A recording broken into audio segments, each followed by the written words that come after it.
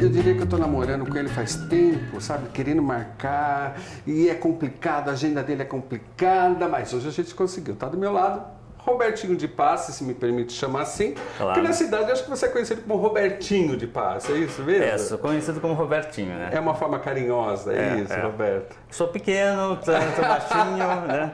Ficou Robertinho, é carinhoso. Pequeno e grande, vocês vão entender por quê. O Roberto, gente, a conversa que eu queria ter com ele, ele é autor de grandes projetos da cidade, né? Como, por exemplo, o Veduta, a gente pode citar como essa primeira parte neoclássica do Veduta, é isso? Sim. Campos Elíseos, os prédios do Campos Elíseos, da construtora FA Oliva, que é uma grande parceira nossa também.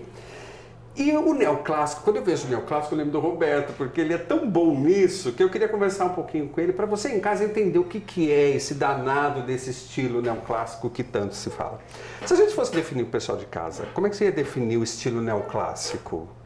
Veja bem, Dionísio, definir tanto a arquitetura quanto o estilo é uma coisa bastante complicada, tá? Porque demanda muito conhecimento de coisas que estão em volta da arquitetura, que é sociologia, história da arte, economia, quer dizer, tudo aquilo que permeia a vida do ser humano está inserida na arte e na arquitetura. E a arte é quase um resultado daquele momento, do que acontece naquele momento, né? Do momento em todos os sentidos e do indivíduo que encomenda aquela coisa. Né? Que pode ser uma sociedade inteira ou pode ser um indivíduo pura e simplesmente. Como eram os reis e as rainhas. Ou a pessoa que vai construir a casa dela. Entendi. Hoje em dia, simplesmente. Acabou. Okay. Ele é rei do reinado dele hoje, ele é o rei da casa dele. Do feudinho dele. Do acabou, feudinho né? dele, isso mesmo. Então é isso, para você definir, a gente precisa até dar um giro rápido para tentar localizar o que é neoclássico. Porque as pessoas têm a falsa impressão, quando vai para a Europa, principalmente a Europa Ocidental, onde isso reinou, né, é que tudo aquilo que está lá é neoclássico. E não é. Na verdade, é só o final daquela era, daquele tipo de construção era neoclássico. Né?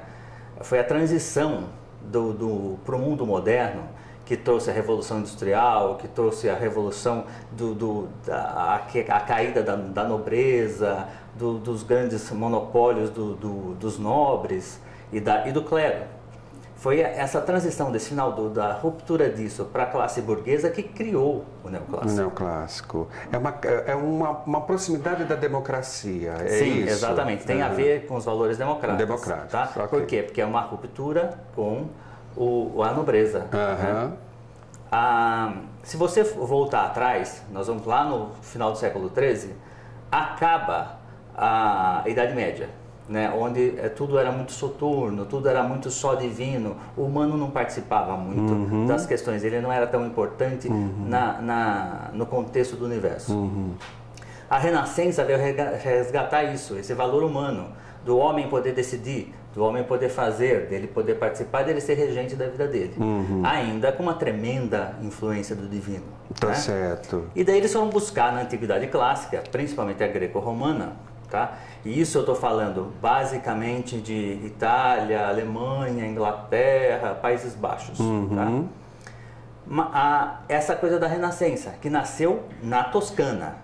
A Renascença ela é italiana. Firenze, que a gente tanto mostrou aqui no Casa Brasil para você. Exatamente. As influências desse período lá em Firenze, quando a gente esteve por lá o ano passado aí bastante. Tanto que muitos estudiosos não classificam o restante dessa arquitetura na Europa como renascentista. Entendi. Renascentista é só a Toscana. Entendi. O resto é maneirismo.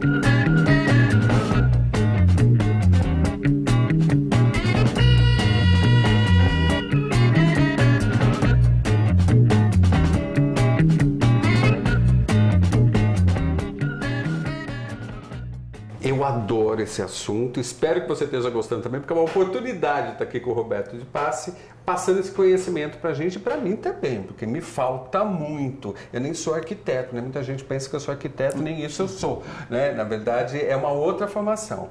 Agora, vamos pensar assim, o que a gente está falando está correto. Falar em renascimento italiano é uma bobagem, porque renascimento é italiano porque ele nasceu na Toscana. Então é uma redundância enorme mesmo. Isso para a maior parte dos críticos de arquitetura e de arte. Tá? Okay. Alguns acham que não, mas a grande maioria fecha nessa questão, que o renascentismo só existiu na Itália. A partir da Itália, o que foi para o resto da Europa Ocidental é maneirismo. Maneirismo. A gente está falando de que data, mais ou menos? Século? Você vai do século XIII, onde começou o Renascimento, do final do século XIII, até o século XVII. Entendi, até XVII. E daí, se você insere, entra com o Barroco. O Barroco que passa era, pelo Barroco. Que era exatamente aquela coisa do exacerbado, do luxo, das pinturas de céu, de você buscar o infinito dentro da arquitetura, esse tipo de coisa. E a evolução ainda desse processo é o Rococó, que vai por mais ornatos, mais arabescos, mais luxo, mais esplendor dentro disso. Entendi. Né? Que tem a ver com o nosso Rococó, só dando um parênteses aqui, com o que a gente acha em Ouro Preto, por exemplo, que se chama de Rococó brasileiro. É uma bobagem isso? Ou não, existe o Rococó brasileiro mesmo. É isso, é essa busca desse luxo extremo. Entendi, entendeu? entendi. E a sociedade se transformando, ela foi buscar outras, foi se adaptar, na verdade, à sua realidade, né? A nobreza começou a entrar em decadência. O clero começou a não financiar mais tanto arquitetura e arte. E a burguesia ascendente começou a ser a grande mecenas das artes. Entendi. Inclusive da arquitetura.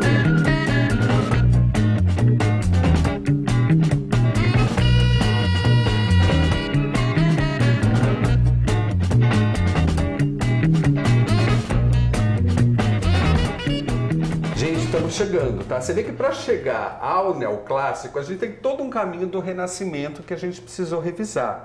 E isso é muito legal para você que está em casa, para você começar também a entender um pouco mais de arquitetura e também fazer suas escolhas de uma forma bacana. Chegando no século XVIII, falamos do Renascimento, estamos chegando no neoclássico ou não? Sim, está exatamente onde ele começa a surgir, as ideias do neoclassicismo começam a surgir pelas mudanças sociais todas da época.